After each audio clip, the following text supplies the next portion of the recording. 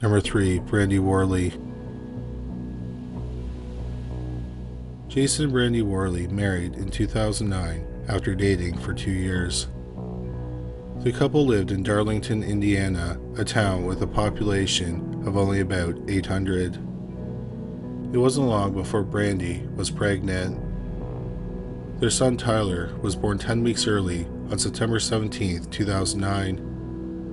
4 years later, on September 26, 2013, Brandi gave birth to a daughter, Charlie. Both children enjoyed being active. Tyler loved playing any kind of sport, and Charlie liked dance and basketball.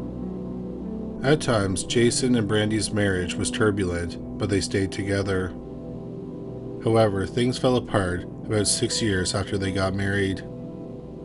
In October 2016, a Reddit user, believed to have been Jason, posted on a Reddit forum, Relationship Advice. The post was titled, quote, "I'm 30 male, having a hard time coping with my wife, 29 female, having cheated on me with her neighbor, 51-year-old male," unquote. The author wrote that in May 2015, he had been working a lot because he started a new project at work. He then noticed that his wife was acting secretively. For the first time, she had put a password on her phone. She claimed it was because she was planning a Father's Day surprise for him. She later revealed that she was getting their neighbor to build him a home office. He then noticed the neighbor was over at his home a lot, and the work on the home office was getting done very slowly. The writer then managed to get a hold of his wife's phone before it locked, and he found a sexually suggestive text message she sent to the neighbor. But there were no other messages between them. The writer learned she had set it up so messages were automatically deleted after a short time. He then checked her Google timeline and discovered she would turn off her GPS tracking. In July 2015, he installed an anti-theft app and a message backup app on his wife's phone. This allowed him to track her phone and read her text messages on his phone and computer. The next day, which was a Friday, he read his wife's messages, which was her trying to set up a sexual rendezvous with the neighbor, but he was not available. They planned to meet on Monday morning when the writer was at work. Then they wrote that they loved each other. The writer said that night he went out to dinner with his wife, the neighbor, and the neighbor's girlfriend. Afterward, the neighbor's girlfriend and his wife went to see a movie. The writer and the neighbor hung out while their kids played video games together. While they were hanging out, the writer saw that the neighbor and his wife were sending sexual text messages to each other. She even sent the neighbor a photo on Snapchat of herself in a bathroom stall masturbating. When his wife and neighbor's girlfriend returned home, the writer confronted them. His wife denied she was having an affair, and then he showed her the evidence. She admitted to sending the sexual text and the photo, but claimed the relationship was not physical. She then told him if he were to leave her, she would ensure he would never see their children again. She planned to get him deemed an unfit parent because in high school he had attempted to take his own life. She also said it was his fault because he had worked too much, so she sought attention elsewhere. All this happened on the Friday, then the writer and his wife spent the weekend discussing their situation. They decided to do a trial separation. The writer was going to stay in the family's house, and she was going to stay with her mother. On Monday, the writer went to work, and he got a message from his wife that she had told the children about the separation, and they were upset. He got home and found his 2 children crying. He wrote, quote, "She had told them that Mommy had to move out because Daddy was mad at her. When my son wanted to stay with me, she told him that he can't. My son put it together that if Mommy has to move out because I'm mad at her, and he must move out, that I must be mad at him too," unquote. The writer realized that the separation would be incredibly difficult for his children. So he wrote he begged his wife to stay, and she agreed. She strongly advised him to go apologize to the neighbor. The writer said he did that as well. After that, his family and the neighbor's family continued to hang out. Then, in June 2016, about a year after he first became suspicious, he caught his wife sending sexual photos to the neighbor again. His wife claimed she meant to send it to him, but he did not believe it. 4 months had passed since then, and he was constantly thinking about his marital problems. Things had gone so bad that it was affecting his work. Many Reddit users who read the post encouraged the writer to divorce his wife. Jason told Brandi he was filing for divorce about a month after the posting. He filed the paperwork on November 16, 2016. That night, 3-year-old Charlie had dance class. Then the family ate supper together at home. After dinner, Brandi told Jason she needed to go pick up some pipe cleaners for Tyler's schoolwork. Jason bathed the 2 kids and got them ready for bed. Brandi told Tyler that he and Charlie could have a sleepover in Charlie's room. Jason went to the basement to sleep alone. At 4:35 a.m., the following call came into 911. Please note that the call has been edited, so it only contains relevant information. If you want to hear a recording of the full 911 call, we have a link in the description box below. Montgomery County 911, where's your emergency? 203 South Madison Street. In what town? Darlington. Hey, what's going on there? I just stabbed myself and I killed my 2 children. You stabbed yourself and killed your 2 children? Mm-hmm. Okay, and what's your name? Brandi Worley. Brandi what? Worley. Okay. How do you spell your last name? Worley.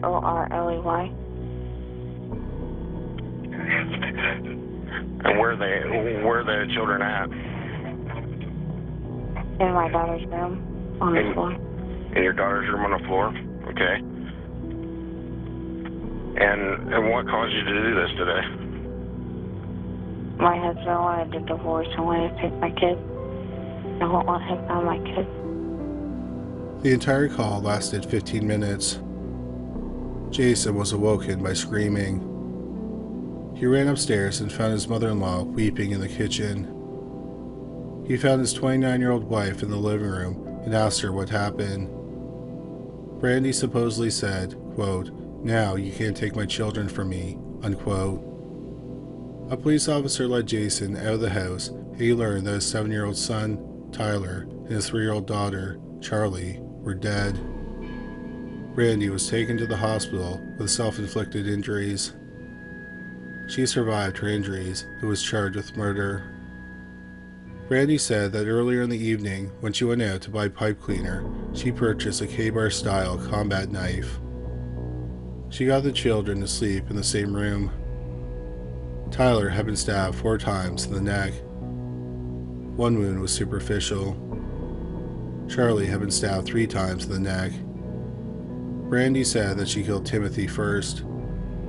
She drank a large amount of Benadryl and stabbed herself in the neck with the knife.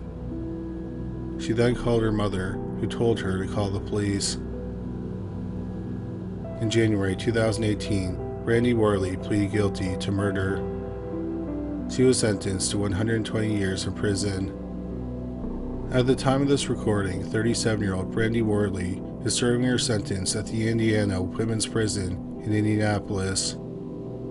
Her earliest possible release date is May 2106. If she happens to live that long, she'll be 119 years old. Number 2. Mitchelle Blair. In early 2015, Mitchelle Blair, a 35-year-old mother of 4, was living in an apartment in Detroit, Michigan. Mitchelle was unemployed and behind on rent, so she was evicted from her apartment. On March 24, 2015, a team showed up to remove her belongings from the apartment. When they arrived, Blair and her children were not around. The team started the process of cleaning out her apartment. They made a shocking discovery when they opened the chest freezer in the living room. Inside the freezer were two small frozen bodies. The team called the police. The police quickly located Mitchelle Blair at a neighbor's apartment. She had two of her children with her, her eldest, 17-year-old Gabby, and her youngest, 8-year-old Matthew. But her two middle children, Stoney and Stephen, were not with her. Mitchelle was brought to the police station for questioning. She said that the bodies in the freezer were her son Stephen and her daughter Stoney, and she had killed them. It took the bodies 3 days to thaw so autopsies could be performed. The pathologist determined that they had been dead for a while. They had also been tortured before their deaths. Stephen had died from blunt force injuries and thermal injuries, meaning he had been burned. Stoney had died from blunt force trauma. Mitchelle was very open about her crimes to the police and in court. Much of what she said was backed up by her two surviving children. 2.5 years earlier, Mitchelle said she walked in on her youngest, 6-year-old Matthew, doing something sexual with a toy. She asked him where he had learned that, and he said that his older brother, 9-year-old Stephen, had done the same thing to him. Mitchelle was furious and confronted Stephen. She said he confessed to abusing his younger brother. She hit and kicked him. She had him stand naked in the bathtub and poured hot water on his genitals. The skin on his genitals and legs blistered and peeled. She wrapped a belt around Stephen's neck and used the belt to lift him off the ground. When Stephen lost consciousness, she lowered him to the floor and he started breathing again. Matthew also claimed that Stephen took meat from his plate and made him drink Windex. So Mitchelle only fed Stephen vegetables and oatmeal. She also made him drink Windex. Mitchelle also suffocated Stephen with a grocery bag, but he was able to tear the bag. So she got a stronger garbage bag and suffocated him again. This time she did it until he lost consciousness. Then she slapped him awake. After about 2 weeks of torture, on August 30th, 2012, Mitchelle said she found 9-year-old Stephen dead beside a pool of vomit. She wrapped a blanket around the body of her son and put the body in a freezer in the living room. 9 months later, Mitchelle asked Matthew multiple times if Stoney had sexually abused him. He repeatedly said that she did not do anything. Mitchelle told Matthew he was going to get beaten unless he told her the truth. Matthew then said that Stoney had sexually abused him. Mitchelle then set to work torturing her 13-year-old daughter. As she did with Stephen, she scalded her with hot water. She also kicked her and repeatedly punched her in the face. She also struck her several times in the back and tailbone with a 2x4. Mitchelle said that after 2 days of torturing her 13-year-old daughter, on May 25, 2013, she killed Stoney by putting a plastic bag over her head and tying a t-shirt around her neck. Once she was dead, she forced her oldest child, Gabby, who was about 15 at the time, to put the body in the chest freezer. When the bodies were found, Stephen's body had been in the freezer for about 2.5 years, and Stoney's body had been in the freezer for about 20 months. Gabby had known about the bodies because she put one of them in there. Matthew also knew that the bodies of his siblings were in the freezer. Mitchelle was asked why she put Stoney's body in the same freezer, and she said, quote, "I ain't got but one freezer. Where am I supposed to put her?" unquote. No one knows that the children were missing because they were not enrolled in school. Gabby and Stoney had the same father, and Stephen and Matthew had the same father. Neither father was involved in their lives. Anytime a family member did visit, Mitchelle made up an excuse about Stoney and Stephen's absences, like they were at a friend's or neighbor's home. After murdering her 2 children, Mitchelle beat her 2 living children. When 8-year-old Matthew was examined, the doctor found 25 scars. Some were old and some were new. Several marks on his back were from being whipped with an extension cord. Gabby also had many scars, including burns from a curling iron.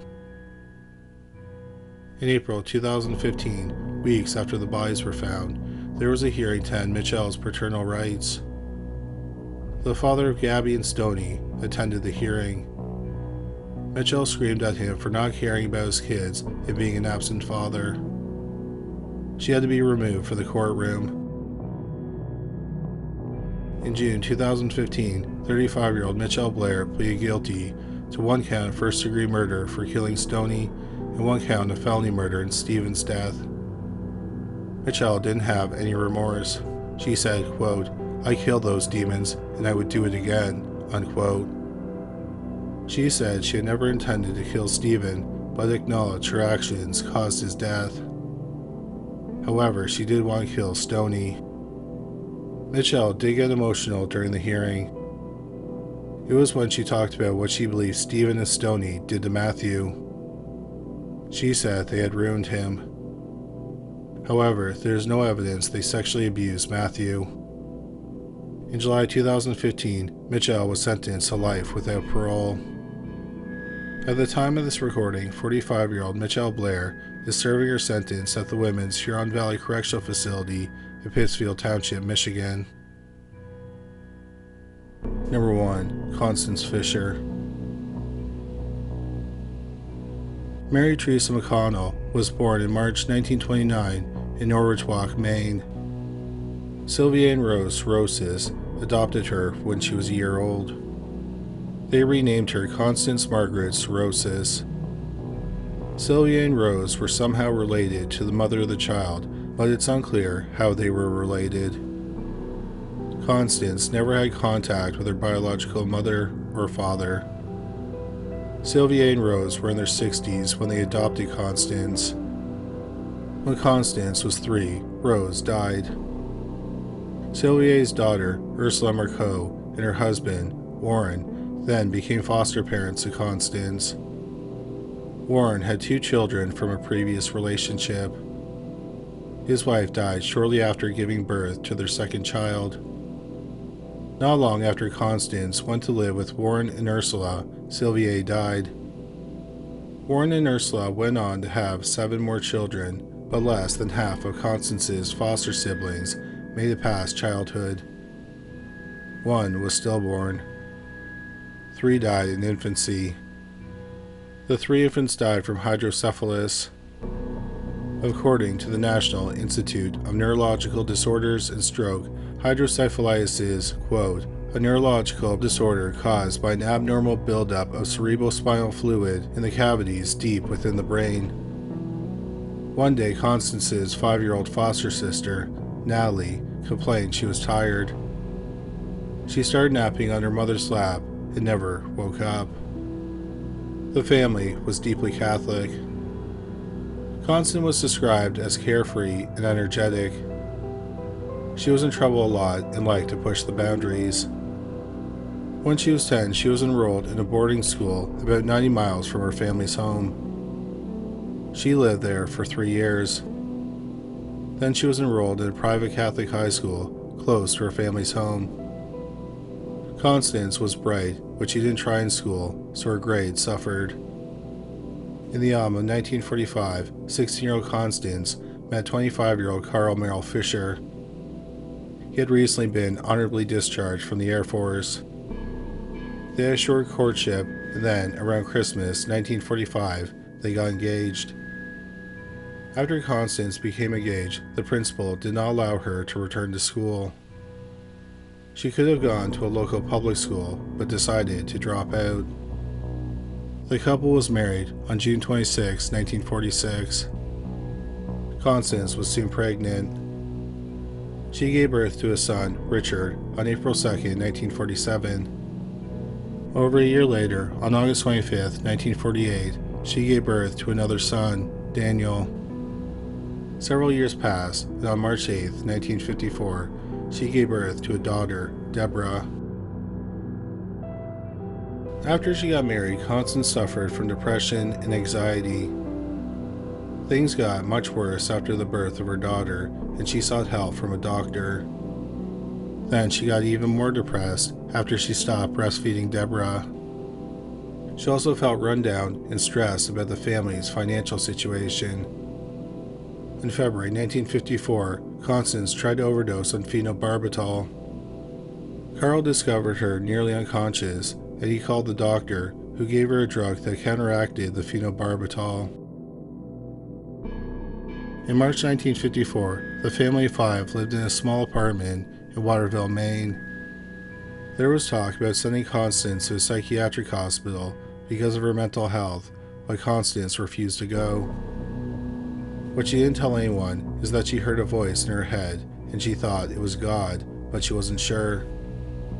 The voice was telling her to kill her family, but she did not think that God would ask her to do something like that.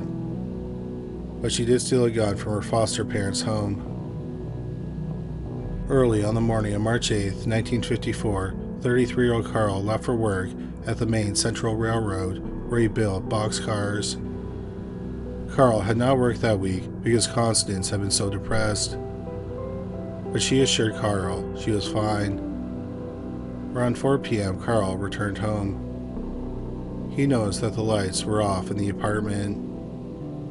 When he entered the apartment, he was disturbed by the silence. One of the first things he saw was 5-year-old Daniel, who looked like he was asleep in bed. Carl then went to the bedroom he shared with Constance, and it was locked. He got the door open, and it did not look like anyone was inside. He then went to the bathroom, and it confirmed his belief that something terrible had happened. 6-year-old Richard was floating face down in the tub.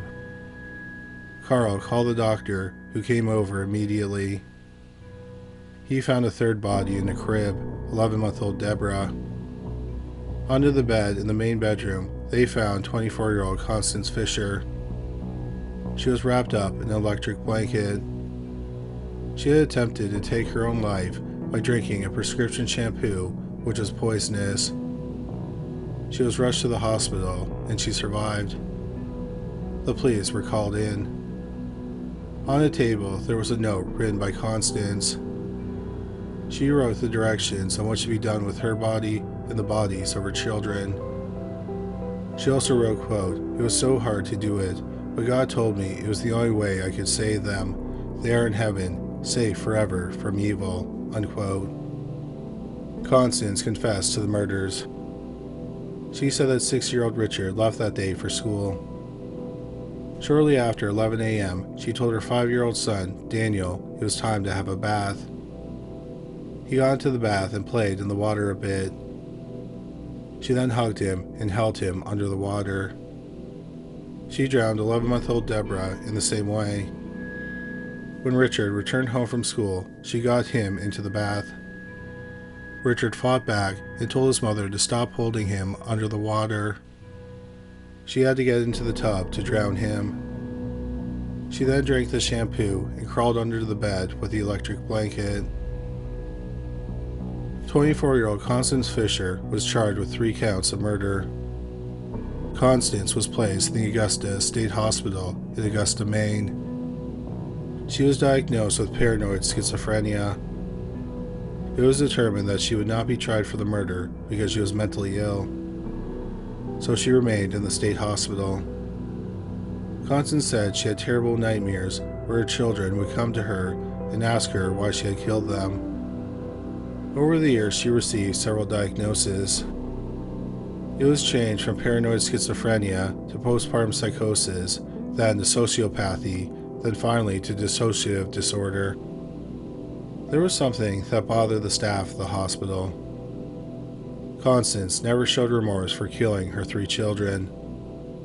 She believed she had done the right thing because she couldn't properly care for them, and they were now in heaven. Amazingly, Constance and Carl remained married. They wrote to each other frequently, and Carl visited her at least once a week. He also appealed to have her released. By the end of the 1950s, a movement called deinstitutionalization had gained traction, which, according to the World Health Organization, is, quote, "the process of shifting mental health care and support from long-stay psychiatric institutions to community mental health services, unquote. So a high number of patients were being released from state hospitals. Doctors determined that Constance was no longer a danger. In May 1959, Constance was released after spending 5 years in the hospital. While she was hospitalized, Carl had a new house built in Fairfield Center, Maine. They moved in there after Constance's release and restarted their lives. Within weeks, Constance was pregnant. In January 1960, Constance gave birth to a daughter, Kathleen. This was followed by a son, Michael, in 1962. Then, in 1965, Constance gave birth to her and Carl's sixth child, Natalie. In June 1966, Constance and Carl's life was very similar to how it was when Constance murdered their 3 children 12 years earlier. Once again, they had 3 children. Like it was 12 years earlier, their oldest child was 6 and their youngest was an infant. Carl was still working at the railroad and Constance was a housewife. One difference was that their middle child was 4 and not 5. They also lived in a different house. One other thing that was the same was that Constance was suffering from postpartum depression. She previously had bouts of depression, but she kept quiet because she did not want to go back to the hospital. She was seeing a psychiatrist and was taking her prescribed drugs. On June 21, 1966, Constance was hospitalized for depression. She stayed there for 4 days and then she was released. June 26, 1966 was Carl and Constance's 20th wedding anniversary. On June 30th, 1966, 46-year-old Carl went to work at the railroad. When he returned home that afternoon, he was greeted by the same disturbing silence he had encountered 12 years earlier. He went directly to the bathroom. Face down in the bathtub was the new dead body of 9-month-old Natalie. Carl ran from the house and drove to a neighbor's home, and they called the police. The police arrived and searched the house. Covered in a blanket on the couch was the nude body of 4-year-old Michael. In a bedroom, also covered with a blanket, was the nude body of 6-year-old Kathleen.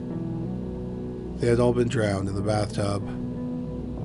37-year-old Constance Fisher was found unconscious in the bedroom. On the nightstand beside her were empty bottles of Nardil, Meloril, and Thorazine. On the bed was a BB gun and a knife. Once again, Constance had written a note for Carl. It was on the back of a greeting card. It reads, quote, "Dear Carl, I hope you understand. It's the only way I can be sure they go to heaven. I can't bring them up right. I've already had such a bad influence on them. They could never grow up right. I'm sorry, so terribly sorry it turned out this way. Oh, Carl, if you could only know how terrible it is to feel this way." Unquote. Constance was taken to the hospital and she was saved. The police interviewed her and she admitted to killing her kids so that they would be in heaven. She murdered the middle child, Michael, first, then Kathleen, the oldest, and finally Natalie, the baby. She had swallowed the capsules and then shot herself. She had the knife in case the gun didn't work. She did not get a chance to use it because she fell asleep first. Constance was asked if she was remorseful for what she did, and she replied, quote, "No, I am not. They have had a hard life. They are better off now, better off dead." Unquote. The shocking murders made headlines across the country. Carl never returned to the house where his children were murdered. Constance was sent back to the Augusta State Hospital.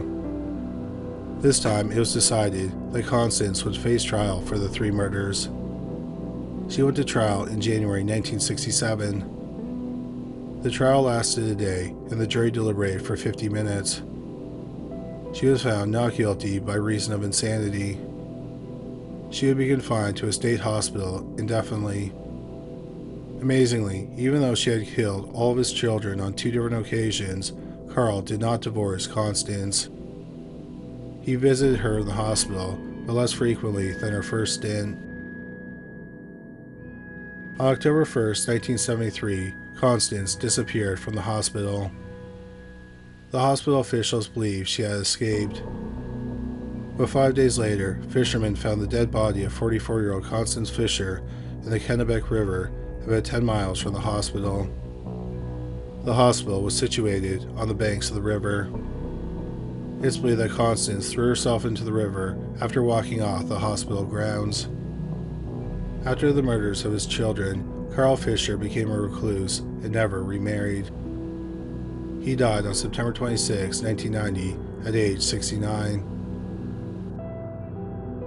Thank you so much for watching today's video. Please don't forget to check out our new channel, Paranormally Listed. There's a link on the screen now, and there's a link in the description box below this video. Well, that's all for today. Thanks again for watching.